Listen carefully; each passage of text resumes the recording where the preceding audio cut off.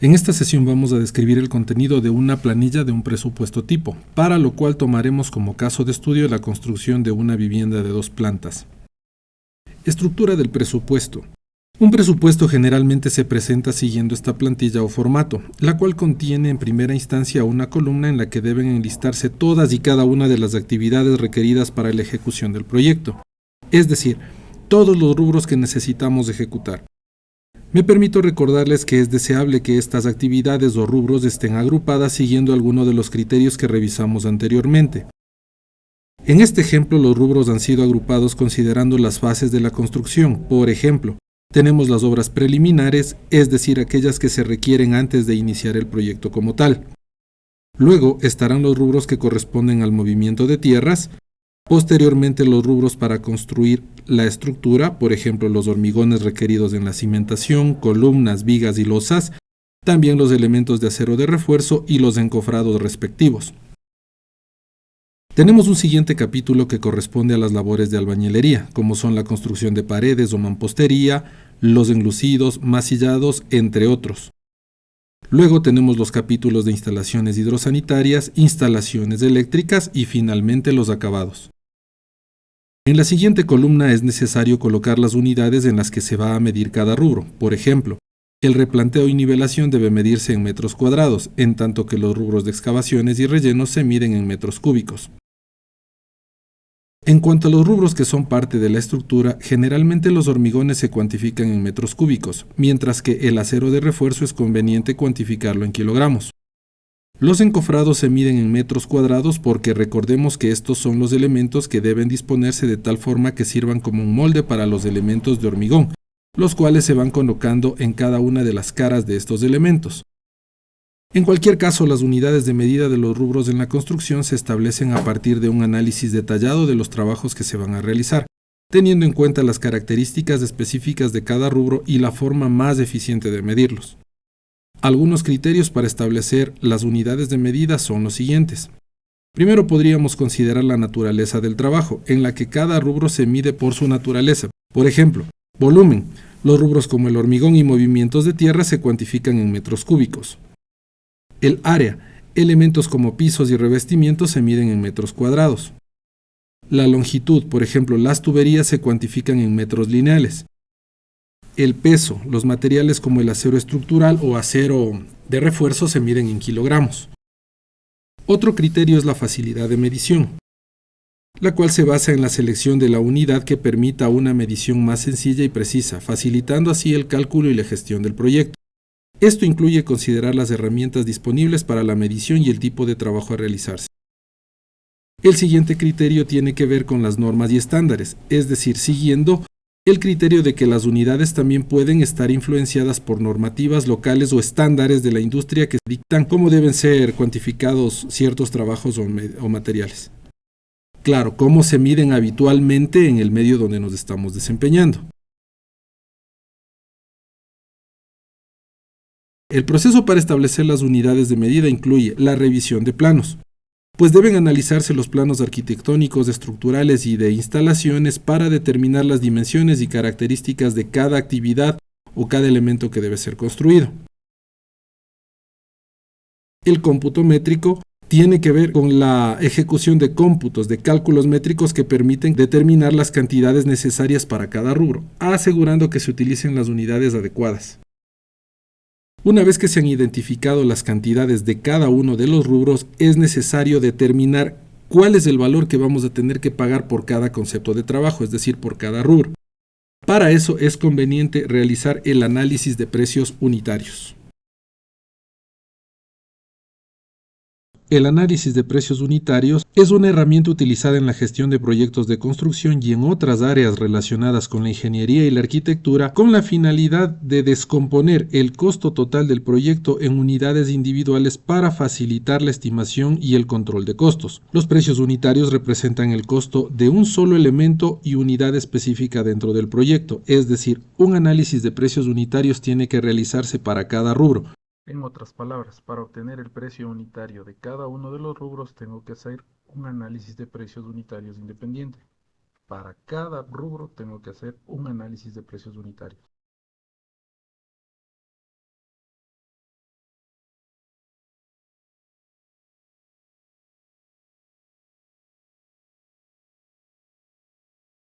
Estos valores se obtienen de cada APU.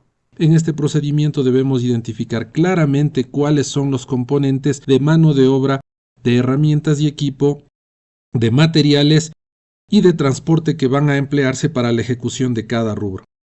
El proceso de realizar un análisis de precios unitarios implica desglosar cada elemento del proyecto en sus componentes individuales, identificando lo que les había indicado hace unos instantes, los materiales y equipos, así como cualquier otro costo asociado. Luego es necesario asignar un costo unitario a cada uno de estos elementos. Recordemos que estos precios unitarios se obtienen a partir del análisis de precios unitarios.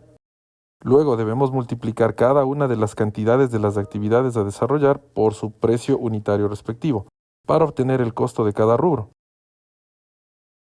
Finalmente debemos sumar todos los valores o costos de cada rubro para obtener el valor total del proyecto.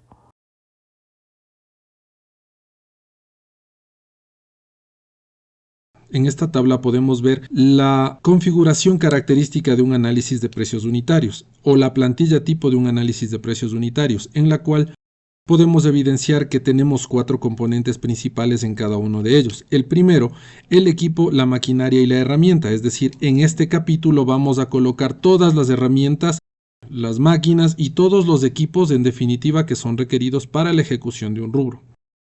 En el capítulo de mano de obra tenemos que colocar todos los artífices de la construcción, es decir, todos los obreros que van a participar en la ejecución del rubro que estamos desglosando. En los materiales es necesario detallar con características particulares cada uno de los elementos que vamos a requerir. Por ejemplo, si requerimos elaborar un hormigón, es lógico que necesitaremos agua, necesitaremos cemento, necesitaremos grava, necesitaremos arena, y es necesario especificar las unidades en las cuales vamos a cuantificar cada uno de ellos, así como las cantidades y los precios unitarios.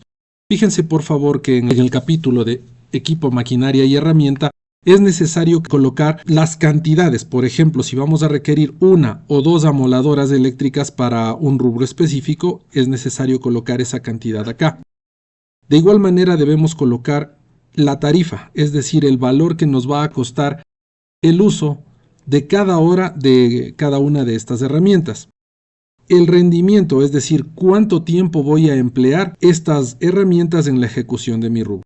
Y obviamente, pues el subtotal estará dado por el producto entre estas dos variables.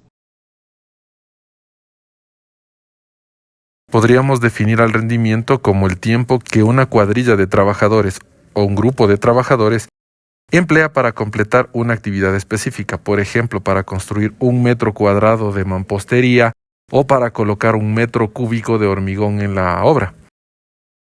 Este rendimiento se puede medir en unidades de tiempo como las horas, eso es lo más habitual. En el caso de la mano de obra es necesario que se especifique las características que debe tener cada uno de los obreros. Por ejemplo, la sugerencia que me permito entregar es de que acá se coloque esta descripción en función de la jerarquía que tenemos en obra. En este caso deberíamos colocar en primera instancia al maestro mayor, al albañil y al peón en general. Cada uno de ellos va a pertenecer a una categoría específica y es necesario también especificar cuál es el número de trabajadores que vamos a necesitar en cada categoría para la ejecución de un rubro. En este caso podemos evidenciar que tenemos acá la descripción respectiva. Atención a esto que es importante.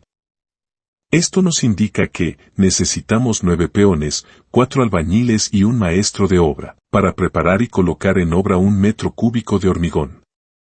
El rendimiento indica que la cuadrilla propuesta, que consta de 9 peones, 4 albañiles y un maestro de obra, se demora 0.8 horas en preparar y colocar en obra 1 metro cúbico de hormigón.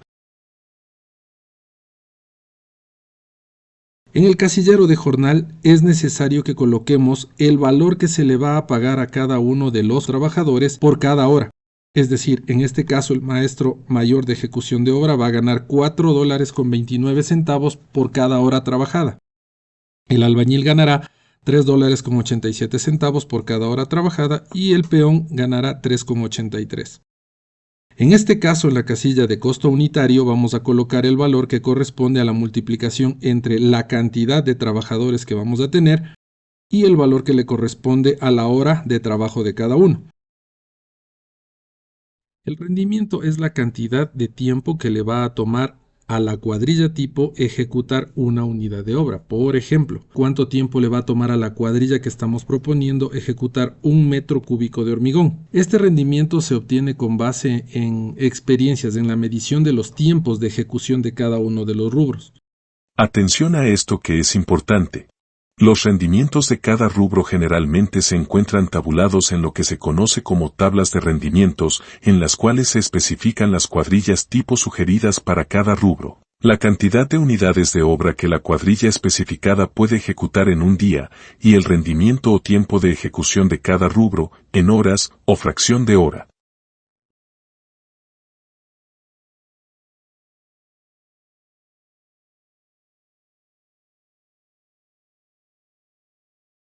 Este documento, que contiene una recopilación de los rendimientos para una importante cantidad de rubros, está disponible en formato PDF para quienes están inscritos para obtener el certificado de participación en esta capacitación. Sin embargo, quienes no se inscriban, pueden visualizarla en el enlace que se encuentra en la descripción del video.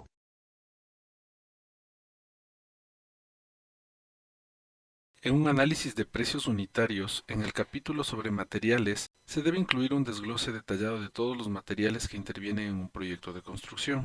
Esto incluye descripciones, cantidades, costos y unidades de medida. En concreto, la sección de materiales debe contener lo siguiente: una lista detallada de todos los materiales necesarios para ejecutar el rubro. Aquí deben colocarse las características más representativas del material requerido. Por ejemplo, sabemos que en el mercado existen diferentes mampuestos de diferentes tamaños. Por tal motivo, si queremos este material, debemos colocar la descripción detallada del mismo. Por ejemplo, para la construcción de una pared necesitamos bloque prensado de 40 por 20 por 15 centímetros. En otro ejemplo podemos considerar las características de la pintura que servirá para darle el acabado a una pared. Pero sabemos que existen varias alternativas como la pintura esmalte o pintura de caucho, pintura satinada, etc.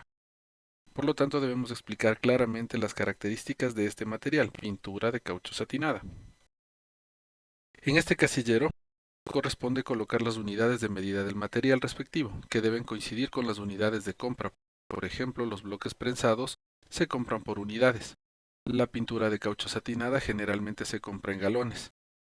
El cemento se compra en sacos, aunque es recomendable colocar kilogramos, puesto que esto simplifica el proceso cuando se consideran las dosificaciones para elaborar hormigones o morteros. En el caso de la malla electrosoldada conviene colocar como unidad de medida el metro cuadrado, y así por el estilo según sea conveniente. Más adelante desarrollaremos ejemplos para que esto quede totalmente claro. En este casillero debemos colocar la cantidad de cada material que se requiere para ejecutar un rubro, considerando que siempre va a existir un porcentaje que se va a desperdiciar. Por ejemplo, para construir 1 metro cuadrado de pared con bloques de 40 por 20 por 15, se requieren 14 bloques, pero ¿cómo obtenemos este valor? Debemos tener en cuenta el área que vamos a construir, pero recordando que estamos realizando un análisis de precios unitarios, y unitario quiere decir que vamos a determinar el precio de una unidad de obra, por ejemplo, para 1 metro cuadrado de pared. Por lo tanto, el área a considerar será 1 metro cuadrado. Debemos dividir este metro cuadrado para el área de un bloque de 40 por 20 por 15, que en este caso tiene un valor de 0.08 metros cuadrados. Al efectuar esta operación tendremos un valor de 12.5 unidades, es decir, requerimos 12.5 bloques, pero también hay que considerar que para colocar estos elementos en obra es necesario cortar algunos de ellos, teniendo en cuenta que estos deben colocarse trabados, y este proceso de corte implica que va a existir un desperdicio de aproximadamente el 10%. Por tal motivo debemos multiplicar la cantidad que obtuvimos previamente por 1.1. para incrementarla en un 10%, obteniendo así un valor de 13.75 bloques, que debe ser redondeado al inmediato superior con una aproximación de 0 decimales.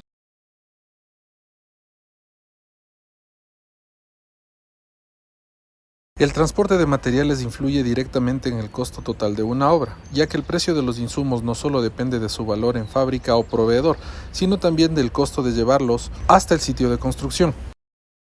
Dependiendo de la distancia, el tipo de material y el medio de transporte utilizado, este rubro puede representar un porcentaje significativo del costo unitario. Al incluir este rubro en el APU es necesario considerar varios factores que impactan en su costo, tales como la distancia y la ubicación de la obra. No es lo mismo transportar materiales dentro de una ciudad a una zona rural o de difícil acceso. Tipo de material.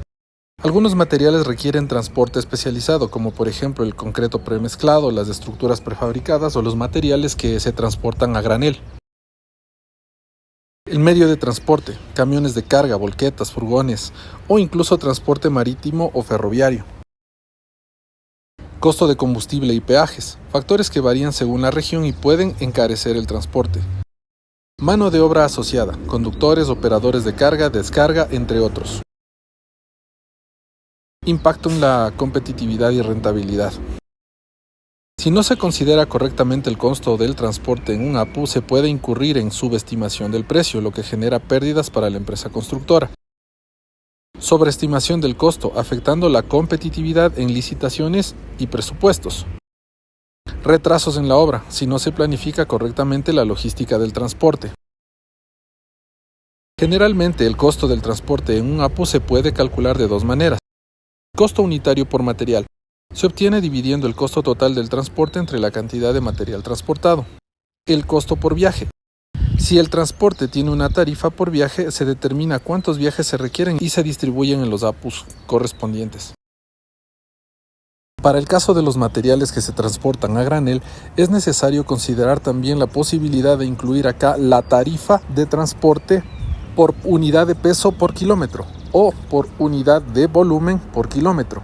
Es decir, ¿cuánto podría representar transportar una tonelada de determinado material por cada kilómetro? ¿O cuánto se debería pagar por transportar un metro cúbico de material pétreo por cada kilómetro?